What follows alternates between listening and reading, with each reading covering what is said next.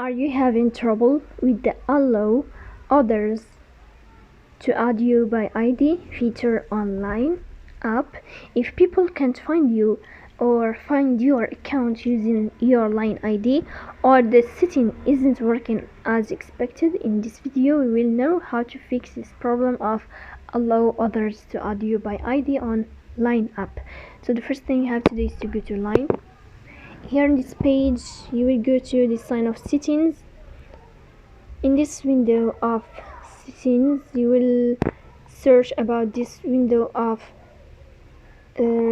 privacy, so you will tap on your privacy, and then here you will find allow others to add you by ID, so you will tap here to enable this feature and to fix this problem.